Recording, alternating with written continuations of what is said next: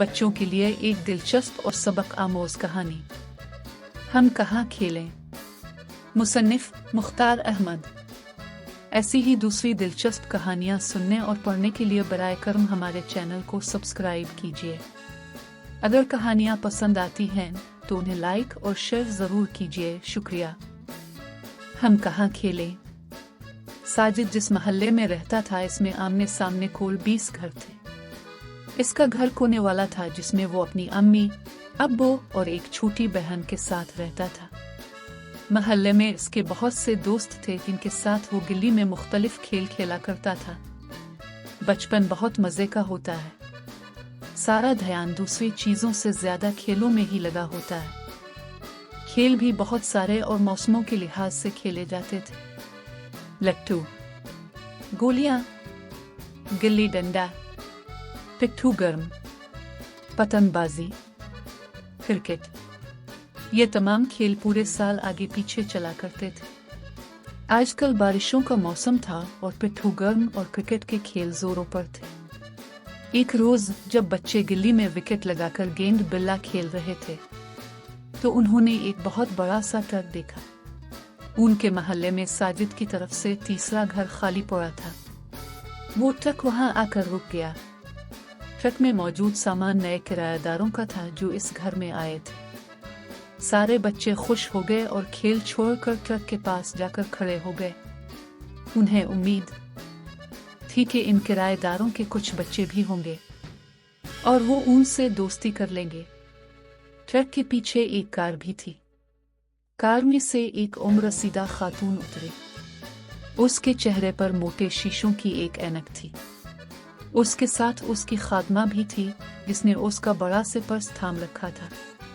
उस औरत ने एक नज़र ट्रक के पास खड़े बच्चों पर डाली और बड़े गुस्से से बोली, जाओ जाकर अपना खेल खेलो। यहाँ खड़े होकर क्या देख रहे हो? तुम्हें कोई और काम धंधा नहीं है। उस औरत के गुस्से से सब बच्चे डर गए और इधर उधर हो गए। मजदूर ट्रक से सामान उतार उतार कर अंदर पहुंचाने लगे। साजिद वहां से हटकर अपने घर के सामने लड़कों के साथ खेल में मसरूफ हो गया। जब राफेल ने एक आसान सी बॉल पर शॉट मारा और गेंद सीधी ट्रक में जा गिरी तो वो औरत चीख कर उनसे बोली, कान खोल कर सुन लो शानो, अगर तुम्हारी गेंद मेरे घर में आई तो वापस नहीं मिलेगी। अगर किसी खिड़की का शीशा टूटा तो उसके पैसे मैं तुमसे ही लूंगी। तुम मैदान में जाकर क्यों नहीं खेलते? यहाँ क्या ठक ठक लगा रखी है? साजिद आगे बढ़कर बोला, हम तो मैदान में ही जाकर खेलना चाहते हैं, मगर वो दूर बहुत है। फिर बड़े लड़के हमें वहां से भगा देते हैं। कहते हैं कि हम उनकी पिच खराब कर देते हैं। इसके अलावा हमारी अम्मी भी इजाजत नहीं देती कि हम इतनी दूर वहां खेलने जाएं। उन्हें डर होता है कि कोई हमें पकड़ कर ना ले जाए। अब आप ही बताइए, हम कहाँ खेलें? साजिद की बात सुनकर वो बूढ़ी औरत तैश में आ गई। उसके करीब आकर निहायत गुस्से से बोली, जब इतनी सारी मुश्किलात हैं तो फिर तुम्हें खेल की क्या पड़ी है? घर में बैठा करो।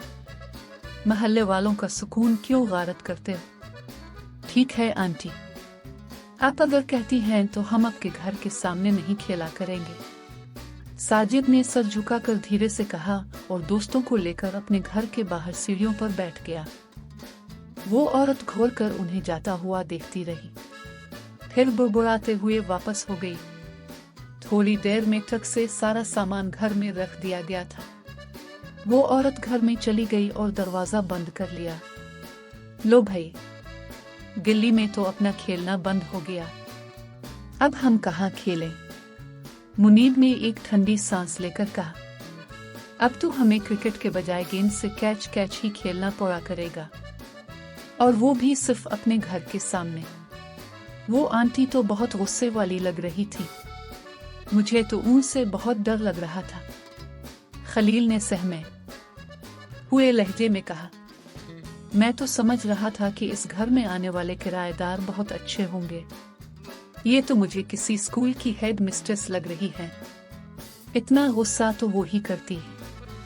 कुछ देर इसी किस्म की बातें करके सब बच्चे उदास चेहरे लिए अपने अपने घरों को चले गए। उन्हें ये बात बाद में पता चली थी कि पहले ये औरत किसी और इलाके में रहती थी। उसका एक बेटा और बहू भी थे। बेटा किसी फिजाई कंपनी में मुलाजमत करता था और बीवी के साथ सऊदी अरब में रहता था। इससे पहले ये जिस घर में रहती थी, बारिशों का पानी घर में दाखिल होकर कालीन वगैरह खराब कर देता था। इसी वजह से उसने घर तब्दील कर लिया था। बारिशों का मौसम शुरू हो गया था और उसका बेटा सईद अपनी बीवी और बच्चे के साथ छुट्टियां गुजारने पाकिस्तान आ रहा था। बूढ़ी औरत ने इस वजह से घर तब्दील कर लिया था कि बारिश के पानी से परेशानी ना हो। ये औरत अपनी एक खात्मा के साथ यहाँ आई थी। ये तीसरे रोज का वाकया है।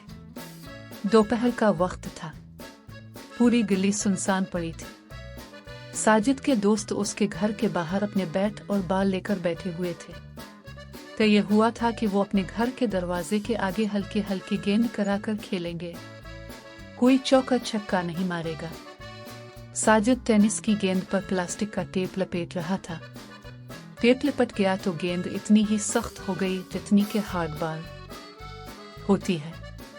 अभी उसका काम खत्म हुआ ही था कि उस औरत के घर के सामने एक टैक्सी आकर रुकी। उसमें से धूप का चश्मा लगाए एक नौजवान उतरा। उसके साथ एक लड़की भी उतरी जिसकी गोद में एक छोटा सा बच्चा दबका हुआ था। लड़कों की नजर उन पर पड़ी तो साजिद का एक दोस्त बोला, लो भाई, आंटी का बेटा सईद और बहू भी आ गए हैं। अब हम हल्के हल्के खेलने से भी गए। उनका बेटा भी हमारे खेलने पर एतराज करेगा। जैसी गुस्से वाली उसकी अम्मी है, ये भी वैसा ही होगा। टैक्सी का ड्राइवर छत पर रखे सूटकेस उतारकर जमीन पर रख चुका था। सईद जेब से ओस की उजरत के पैसे निकाल कर देने लगा। पैसे लेकर टैक्सी वाला तो चला गया, मगर एन इसी वक्त एक दूसरी गाड़ी वहां आकर रुकी। सईद और उसकी बीवी ने गाड़ी की तरफ देखा। गाड़ी का दरवाजा खुला और उसमें से लाल लाल आंखों और बड़ी बड़ी मूंछों वाला एक आदमी उतरकर उनके सामने खड़ा हो गया। उसके हाथ में एक सियाह रंग का खौफनाक पिस्तौल दबा हुआ था। उसने सईद से कहा, मैं एयरपोर्ट से तुम लोगों के पीछे लगा हुआ हूं। दोनों सूटकेस गाड़ी में रख दो। होशियारी दिखाने की कोशिश की तो तीनों में से एक को भी नहीं छोड़ूंगा। फिर उसने झपटा मारकर सईद की बीवी का बड़ा सा पर्स भी अपने कब्जे में ले लिया। वो बेचारी तो इस आफत को देखकर खौफ से पीली पड़ गई थी और थर थर कांपने लगी थी। सईद भी इस सूरत हाल से दहशतजदा हो गया था। उसने जल्दी से दोनों सूटकेस उस डाकू की गाड़ी में रख दिए। सूटकेसों में बहुत कीमती अशिया रखी थी और उसकी बीवी के तमाम जेवरात भी उन्हीं में मौजूद थे। उस बदमाश डाकू ने सईद के बच्चे का पिस्तौल से निशाना ले रखा था। सूटकेस गाड़ी में मुंतकिल हो गए तो उसने सईद से कहा, अब अपना पर्स और मोबाइल भी गाड़ी में डाल दो। जल्दी करो, तुम्हारी बीवी, बच्चे और खुद तुम्हारी जिंदगी शदीद खतरे में है। मैं ऐसा हूं कि कुछ भी कर सकता हूं। सईद ने बेबसी से इधर उधर देखते हुए अपनी जेबें खाली कर दी। उसकी नजर कुछ फासले पर बैठे साजिद और दूसरे बच्चों पर भी पड़ी थी, मगर वो 10-10, 12-12 साल के छोटे बच्चे थे। उन्हें देखकर सईद के जहन में ये बात आई कि वो उसकी कोई मदद नहीं कर सकेंगे। सब चीजें लेने के बाद उस डाकू ने सईद की जामा तलाशी भी ले ली थी कि उसे कुछ और माल भी मिल जाए। अब सईद और उसकी बीवी डाकू से कुछ फासले पर खड़े उसे खौफजदा नजरों से देख रहे थे और दुआ कर रहे थे कि वो जल्द से जल्द वहां से चला जाए। साजिद और उसके दोस्त ये सब कुछ देख रहे थे। पहले तो उनकी समझ में कुछ आया ही नहीं था कि ये क्या हो रहा है, मगर थोड़ी देर बाद उन्हें एहसास हो गया कि एक डाकू बूढ़ी औरत के बेटे सईद को लूट रहा है। साजिद ने राफील की तरफ गेंद फेंकी और बैट संभालते हुए बोला, राफील, आज हमारी महारत का इम्तिहान है। राफील ने फुर्ती से गेंद पकड़ी और साजिद के सामने खड़ा होकर उसे उसकी जानिब फेंकते हुए बोला, दे घुमा के। दे घुमा के। उसने बाल बहुत आहिस्ता से उछालकर साजिद की तरफ फेंकी थी। साजिद का रुख उस डाकू की जानिब था जो अब अपनी गाड़ी की तरफ बढ़ रहा था। उसने बल्ले को मजबूती से पकड़कर बड़ी एहतियात से डाकू का निशाना बांधा और जैसे ही गेंद उसकी जानिब आई, उसने पूरी कुव्वत से एक शॉट मारा। पत्थर की तरह सख्त बाल गोली की रफ्तार से सनसनाती हुई गई और ठीक उस डाकू की कनपटी से टकराए। उसके टकराते ही डाकू के मुंह से एक चीख निकली और वो चकरा कर जमीन पर गिर पड़ा। सब बच्चों के मुंह से एक नारा बुलंद हुआ, वो मारा। साजिद हाथ में बैट पकड़े पकड़े भागकर उस डाकू के पास आया और उसके हाथ से पिस्तौल झपट लिया। लम्हा भर को तो सईद की भी समझ में नहीं आया कि क्या हो गया है। जब उसने देखा कि डाकू बेहोश पड़ा है तो उसकी जान में जान आई। एक लड़का भागकर अपने घर से नायलॉन की रस्सी ले आया, जिससे सईद और बच्चों ने मिलकर डाकू को जकड़ दिया। सईद की बीवी भागकर घर में गई और जाकर अपनी सास को सारा किस्सा सुनाया। वो बूढ़ी औरत इतना घबरा गई कि नंगे पांव ही भागी चली आई। खुदा खैर करे, क्या हुआ मेरे लाल को? उसने रूहानी आवाज में कहा और सईद को खुद से चिमटा लिया। अम्मी जान, अगर ये बच्चे ना होते तो उस डाकू की जगह में पड़ा होता, सईद ने कहा। उसकी बात सुनकर बूढ़ी औरत बच्चों की तरफ घूमी। बच्चों, जीते रहो, तुम लोगों ने मुझ पर बहुत एहसान किया है, मैं कभी तुम्हारा एहसान नहीं भूलूंगी। फिर वो सईद की तरफ मुड़ी। बेटा, क्या हुआ था? ये डाकू कौन है? तुम्हारे पीछे कैसे लग गया? सईद अपनी माँ को तफसील बताने लगा कि ये डाकू एयरपोर्ट से उनके पीछे लग गया था।